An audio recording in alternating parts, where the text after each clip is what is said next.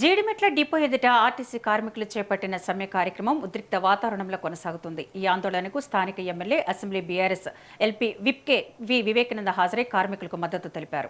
కార్మికుల సమస్యలను ప్రభుత్వం తక్షణమే పరిష్కరించాలని ఆయన డిమాండ్ చేస్తూ సమ్మెకు ప్రభుత్వ వైఖరే కారణమని తీవ్ర విమర్శలు చేశారు.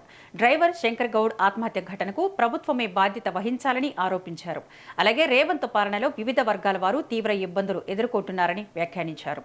ఉద్యోగుల బకాయిల విడుదల కోసం మంత్రులు ఎమ్మెల్యేల జీతాల్లో కోత విధించాలన్న నిర్ణయం రాష్ట్రానికి అవమానకరమని పేర్కొన్నారు. సీఎం వ్యక్తిగత ఖర్చులకు నిధులు ఉంటున్నాయి కానీ ఉద్యోగుల బకాయిలకు ఎందుకు లేవని ప్రశ్నించారు. అందాల పోటీలు, ఫుట్బాల్ మ్యాచ్లు, మూసీ ప్రాజెక్టుకు భారీ నిధులు ఉన్నాయని, కానీ ఉద్యోగుల బకాయిల చెల్లింపుకు మాత్రం డబ్బులు లేవా అంటూ ఆయన ప్రశ్నించారు. ఆర్టీసీ కార్మికుల న్యాయమైన డిమాండ్లను ప్రభుత్వం వెంటనే పరిష్కరించాలని డిమాండ్ చేస్తూ బీఆర్ఎస్ పార్టీ వారి పోరాటానికి పూర్తి మద్దతు ఇస్తుందని స్పష్టం చేశారు.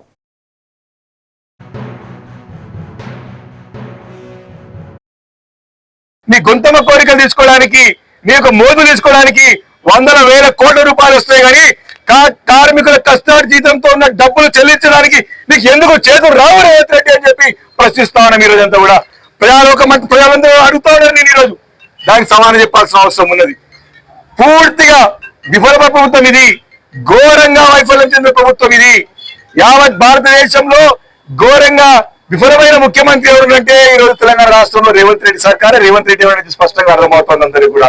కాబట్టి సోదరులారా, మీరందరూ తప్పకుండా అని ఒకటే కోరుతా ఉన్నా, మనకి ప్రాణాలు మనకు త్యాగం చేయడం పరిష్కారం కాదు. మీరు ధైర్యంగా ఉండండి, మేమందరం ఉన్నాం. మీరందరూ చూశారు గతంలో తెలంగాణ రాష్ట్రం రాకముందు పరిస్థితులు ఏముండే, తెలంగాణ వచ్చినాక 10 సంవత్సరాలు ఏ రకంగా చక్కదిద్దబడ్డ ఒక్కొక్క పరిస్థితి ఒకటి కూడా ఈ రోజు చూస్తా ఉన్నాం. మళ్ళీ ఆ పరిస్థితులు కనపడుతూ ఉన్నాయి. కాబట్టి 2.5 సంవత్సరాలైన సమయం ఇచ్చినాము. వారు ఇచ్చినటువంటి హామీలు, వారి న్యాయంగా ఆర్టీసీకి ఇచ్చినటువంటి ఏదైతే మేనిఫెస్టోలో తమ ఇస్తామన్నటువంటి మాటలు ఏవవుతున్నాయో తప్పకుండా అవి నిలబెట్టేదాకా, వారి మెడలుంచేదాకా బాధ్యత గల ప్రతిపక్ష పార్టీగా బీఆర్ఎస్ పార్టీ ఖచ్చితంగా ఆ బాధ్యత తీసుకుంటుందని చెప్పి సభాముఖంగా మీ అందరికి మనవి చేస్తా ఉన్నాము.